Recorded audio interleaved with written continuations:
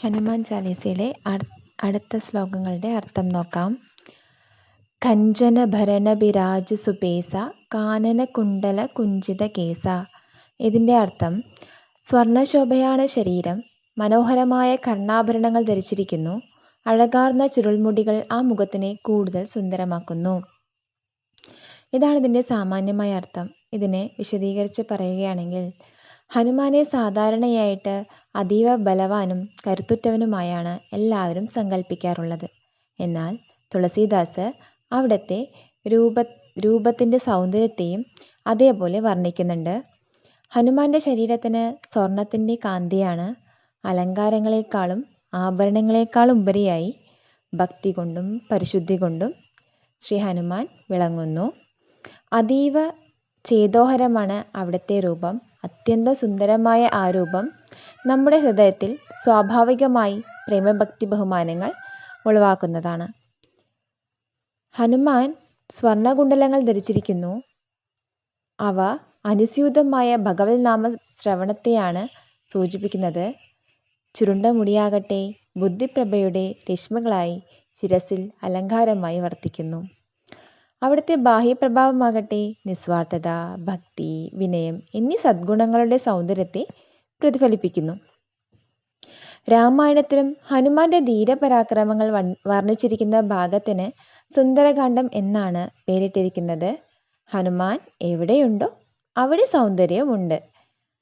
സത്വഗുണങ്ങളുടെ കാന്തി ഏതൊരു ആഭരണത്തിന്റെ തിളക്കത്തെ കവച്ചു വയ്ക്കുന്നതാണ്. ഹനുമാനിൽ സദാ കാണപ്പെടുന്ന ആ ദീപ്തി സാർവലൗകികമായ സ്നേഹത്തിൻ്റെയും സേവനത്തിൻ്റെയും ഹൃദയനൈർമല്യത്തിൻ്റെയും അലൗകികമായ പ്രകാശമാണ്. ഇനി അടുത്ത ശ്ലോകത്തിൻ്റെ അർത്ഥം നോക്കാം. ഹാത്ത് വജ്ര ഔർ ധ്വജാഭിരാജേ കാന്തേ മൂഞ്ച് ജനേയു സാഞ്ചേ. ഇതിൻ്റെ അർത്ഥം അവിടുത്തെ കൈകളിൽ വജ്രായുധവും വിജയപതാകയും വിളങ്ങുന്നു, ചുമലിൽ പൂണൂൽ ധരിച്ചിരിക്കുന്നു. ഇതാണ് ഇതിൻ്റെ സാമാന്യമായ അർത്ഥം. എന്നാൽ ഇതിൻ്റെ കുറച്ചുകൂടി വിപുലമാക്കുകയാണെങ്കിൽ, ഹനുമാന്റെ കൈകൾ അദ്യമമായ കരുത്തിൻ്റെയും വരിഷ്ഠമായ വിജയത്തിൻ്റെയും പ്രതീകങ്ങൾ ഉയർത്തിപ്പിടിച്ചിരിക്കുന്നു. വജ്രം ഇന്ദ്രന്റെ ഉടവാളാണ്. പതാക ധാർമ്മികമായ വിജയത്തിൻ്റെ കൊടിയുമാണ്. ഇത് രണ്ടും ഹനുമാന്റെ ജീവിതത്തിൻ്റെ തന്നെ അവിഭാജ്യ ഘടകങ്ങളുമാണ്. അപാരമായ ശക്തിയോടുകൂടി ജനിച്ചവൻ, ഏതു പോരിലും ജയിക്കാനായി വേണ്ടി ജനിച്ചവൻ. നമുക്ക് ഓർക്കാം, ശരീരബലം കൊണ്ട് മാത്രം ഒരാൾ മഹത്വമാർജിക്കുന്നില്ല. അവിടുത്തെ ചുമലിൽ യജ്ഞോപവീതം പൂണൂൽ വിളങ്ങുന്നു. പൂണൂൽ ബ്രഹ്മചര്യത്തിൻ്റെ ചിഹ്നമാണ്. ആത്മസംയമനവും കൃത്യനിഷ്ഠയുമാണ് അതിൻ്റെ മുഖമുദ്രകൾ. സമ്പത്തും കരുത്തും പലർക്കും പൈതൃകമായി കിട്ടുന്നു.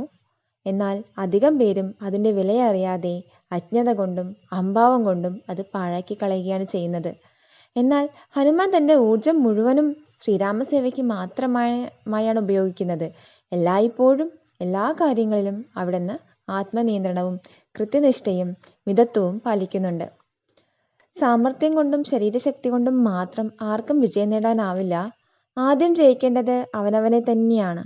ആത്മസംയമനം പാലിക്കാത്തവൻ്റെ കയ്യിൽ നിന്ന് ബലവും വീരവും എല്ലാം ചോർന്നു പോകും. മാനസികമായ ഊർജം ചോർന്നുപോയവന് ഒരു തരത്തിലുള്ള അറിവും നേടാനാവില്ല. മനസ്സിനെ സ്വന്തം കൈപ്പിടിയിൽ ഒതുക്കി നിർത്താൻ സാധിച്ചാൽ നമ്മൾ ചെയ്യുന്ന ഓരോ കർമ്മവും ഭഗവാനുള്ള കാണിക്കയായി മാറിക്കൊള്ളും. അടുത്ത ശ്ലോകം. സങ്കര സുവന കേസരി നന്ദന് തേജപ്രതാപ് മഹാജഗബന്ധന്.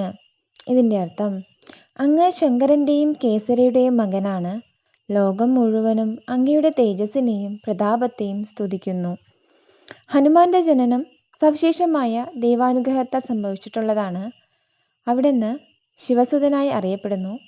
മഹാദേവന്റെ ശക്തിയും പ്രീതിയും ഹനുമാനിൽ എപ്പോഴും നിറഞ്ഞു നിൽക്കുന്നുണ്ട്. ഹനുമാൻ കേസരി നന്ദനനാണ്. ആ നിലയ്ക്ക് ശൗര്യവും വീര്യവും രാജകീയമായ പരാക്രമശീലവും അവിടത്തേക്ക് പാരമ്പര്യമായി തന്നെ സിദ്ധിച്ചിട്ടുണ്ട്. മാതാവായ അഞ്ജനയിൽ നിന്നും ഹൃദയശുദ്ധിയും വിനയവും ഭക്തിയും അവിടത്തേക്ക് ലഭിച്ചിരിക്കുന്നു. ഈ വിധം ഹനുമാന്റെ വ്യക്തിപ്രഭാവത്തിൻ്റെ ഓരോ കണവും ഒന്നിനോടൊന്ന് തിളക്കമാർന്നതാണ്, പ്രകാശം പ്രസരിപ്പിക്കുന്നതുമാണ്. ശിവനിൽ നിന്നും തീവ്രമായ ശ്രദ്ധയും വൈരാഗ്യവും അങ്ങ് സ്വയാത്തമാക്കിയിരിക്കുന്നു. വായുഭഗവാനിൽ നിന്നും അക്ഷീണമായ സേവന ബുദ്ധിയും എളിമയും കേസരിയിൽ നിന്നും ധൈര്യവും വിശ്വസ്തതയും, അമ്മയായ അഞ്ജനയിൽ നിന്ന് സ്നേഹവും സഹതാപവും, എല്ലാ സദ്ഗുണങ്ങളോട് കൂടെയും പൂർണ്ണലയം നമുക്ക് ഹനുമാന്റെ സ്വഭാവത്തിൽ കാണാൻ പറ്റും. ആ ദൈവിക ഗുണങ്ങൾ ഒന്നുപോലും തൻ്റെതായ ഹനുമാൻ പരിഗണിക്കുന്നേയില്ല. എല്ലാം തൻ്റെ സ്വാമിയുടെ പാദങ്ങളിൽ അർപ്പിച്ചുകൊണ്ട് സ്വാമിയോടുള്ള സേവയ്ക്ക് മാത്രം വേണ്ടിയിട്ടുള്ളതാണ്. അവിടുന്ന് എല്ലാ അർത്ഥത്തിലും ഭക്തിയുടെ പൂർണ്ണ സ്വരൂപമാണ്. അതുകൊണ്ട് തന്നെ ലോകം മുഴുവനും അങ്ങയെ നമിക്കുന്നു. അടുത്ത ശ്ലോകം. വിദ്യാവാന് ഗുണീ അത് ചാതുര്, രാമകാജ് കരീബേക്കോ ആതുര്.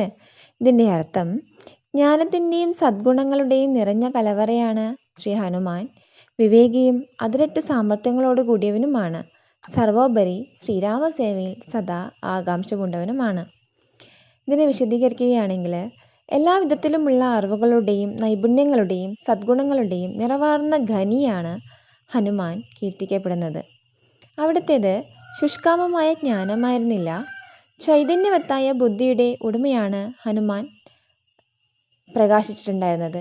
എന്ത് എപ്പോൾ പറയണമെന്നും എങ്ങനെ പ്രവർത്തിക്കണമെന്നും എവിടെ ഏത് വിധത്തിൽ പെരുമാറണമെന്നും ഹനുമാന് കറക്റ്റായിട്ട് അറിയായിരുന്നു. വളരെ ശ്രദ്ധാപൂർവമായിരുന്നു ഹനുമാൻ സംസാരിച്ചിരുന്നത്.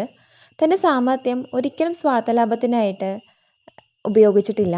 ചെയ്യുന്നതൊക്കെയും ശ്രീരാമചന്ദ്രനോടുള്ള ആരാധന മാത്രമായിരുന്നു. ഹനുമാനിൽ നിന്ന് നമുക്ക് മനസ്സിലാക്കാം, വിജയത്തിൻ്റെ രഹസ്യം എപ്പോഴും ശ്രീരാമസേവയിൽ മുഴുകിയിരിക്കുക എന്നുള്ളതായിരുന്നു എന്ന്. ആ ദൗത്യത്തിൽ തനിക്ക് തടസ്സമാകാൻ ഒന്നിനെയും ഹനുമാൻ അനുവദിച്ചിരുന്നില്ല. അസൂയ, ഭീഷണി, അഹന്ത തുടങ്ങിയ ഒന്നിനും ഹനുമാന്റെ വഴിയിൽ വിലങ്ങ് തടിയാവാൻ അവസരവും ലഭിച്ചില്ല. എത്ര വലിയ അപകടത്തിനും അദ്ദേഹത്തെ ഭയപ്പെടുത്തി പിന്തിരിപ്പിക്കാനും സാധിച്ചില്ല. കാരണം ഹനുമാന്റെ മനസ്സ് ശ്രീരാമചന്ദ്രന്റെ കാര്യനിർവഹണത്തിൽ എപ്പോഴും മുഴുകിയിരുന്നു. മറ്റൊരു ചിന്തയ്ക്കും അവിടെ പ്രവേശനവും ഉണ്ടായിരുന്നില്ല. അറിവും ശക്തിയും സാമർഥ്യമുള്ള ഒരാൾ സ്വാഭാവികമായും അഹംഭാവിയായി തീരാനാണ് സാധ്യത. എന്നാൽ അതെല്ലാം ഉത്കൃഷ്ടമായ ഒരു ലക്ഷ്യത്തിന് തൃപ്പടിമേൽ സമർപ്പിക്കുമ്പോൾ ആ വ്യക്തി സ്വയം ധർമ്മനിർവഹണത്തിനുള്ള ശക്തിയുറ്റ ഉപകരണമായി തീരുന്നു. ഹനുമാൻ നമ്മെ പഠിപ്പിക്കുന്ന പാഠം ഇതാണ്. ജന്മസിദ്ധമായ കഴിവുകൾ ഉപയോഗിക്കേണ്ടത് സ്വന്തം കീർത്തി വർദ്ധിപ്പിക്കാൻ വേണ്ടി മാത്രമല്ല, ഈശ്വരസേവയ്ക്ക് കൂടി വേണ്ടിയാണ്. അടുത്ത ശ്ലോകം. പ്രഭുചരിത്ര സുനിബേക്കോ രസിയ, രാമലഗന സീതാമന ബസിയ.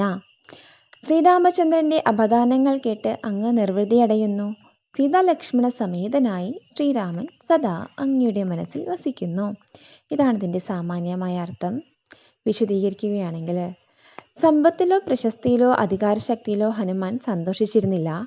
മഹാപ്രഭുവിൻ്റെ അപദാനങ്ങൾ കേൾക്കുന്നതിൽ മാത്രമായിരുന്നു അവിടത്തേക്ക് ആനന്ദം.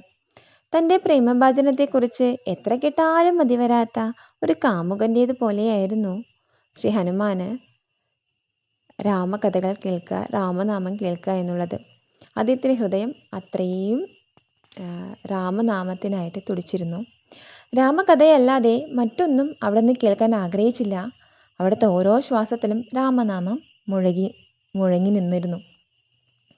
ഒരിക്കൽ സീതാദേവി വിലയേറിയ ഒരു മുത്തുമാല ഹനുമാന് സമ്മാനിച്ചു. അവിടുന്ന് ആ മുത്തുമണികൾ ഓരോന്നായി പൊട്ടിച്ചു നോക്കി. അതിനകത്ത് രാമനാമം ഉണ്ടോ എന്നാണ് നോക്കിയിരുന്നത്. ഇല്ല എന്ന് കണ്ടതും അദ്ദേഹം അത് താഴെയിട്ടു.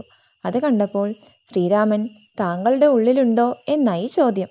ഉടനെ ഹനുമാൻ തൻ്റെ മാറി പിളർന്ന് കാട്ടിക്കൊടുത്തു. അതിൽ കാണാൻ പറ്റി സീതാലക്ഷ്മണ സമേതനായി വിരാജിക്കുന്ന ശ്രീരാമചന്ദ്രനെ. ഇതാണ് യഥാർത്ഥ ഭക്തി. ഓരോ ചിന്തയും വാക്കും ഹൃദയമിടിപ്പും പോലും ഭഗവൻ നാമത്താൽ മുഖരിതമായിരിക്കും. ഭക്തന്റെ ഉള്ളിലും പുറത്തും ഭഗവാനെ അല്ലാതെ വേറൊന്നും കാണാൻ സാധിക്കില്ല. ഈ ദൃഷ്ടാന്തം നമ്മളെ പഠിപ്പിക്കുന്നത് യഥാർത്ഥ ഭക്തി എന്താണ് എന്നാണ്. അത് ഇടമുറിയാത്ത ഈശ്വരസ്മരണയാണ്. എവിടെയും ഏതിലും നമുക്ക് ഈശ്വരനെ കാണാൻ സാധിക്കട്ടെ.